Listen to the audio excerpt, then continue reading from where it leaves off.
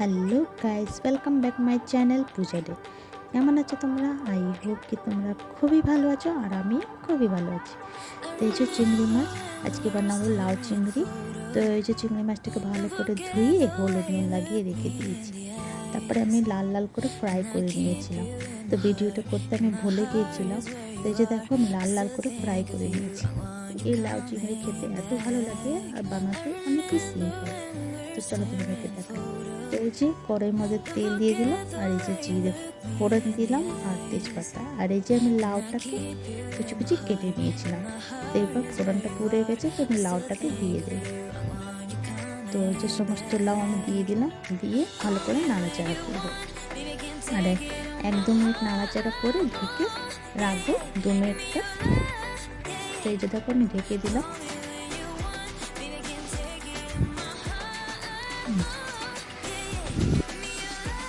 তারপরে এবার দিয়ে দেবো মশলা।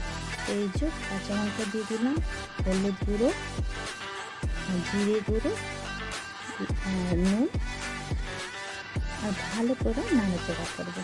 ভালো করে ফ্রাই করব, ঢেকে ঢেকে ফ্রাই করবো, নাড়াচাড়া করবো ভালো করে। এই যে ঢেকে দিলাম। তো এই আমার ছেলে এই লাউ চিংড়ি চিংড়ির মাছের কোনো ভি রেসিপি আমার ছেলের খুবই ভালো লাগে, আমার বাবু খুবই ভালো খায়। তো বাঙালি আটার একটা সিক্রেট হচ্ছে, তো এই যে দেখো আমি আটা নিলাম একটুখানি, ওর মধ্যে একটু জল দিয়ে মিলিয়ে তারপরে দিয়ে দেবো, দিয়ে একটু নাড়াচাড়া করবো। আর ওর মধ্যে দিয়ে দেবো চিংড়ি মাছটা, ফ্রাই করা চিংড়ি মাছটা দিয়ে ভালো করে ফুলাচ করে দেবো, নাড়াচাড়া করবো। তারপরে আমি এই যে নামিয়ে নেবো। তো এই যে আমার রেডি হয়ে গেলো। কত সিম্পল হচ্ছে না? তো এই যে দেখো আমার রেসিপি। তো অনেকই সিম্পল আছে, তোমরা একবার বানিয়ে খেও, অনেকই টেস্টি লাগে, অনেকই ভালো লাগে। তো আমার ভিডিওটা কেমন লাগলো? ভালো লাগলে প্লিজ লাইক, শেয়ার, কমেন্ট করো, সাবস্ক্রাইব করে দিও। আবার নতুন ভিডিওর সঙ্গে দেখা হবে।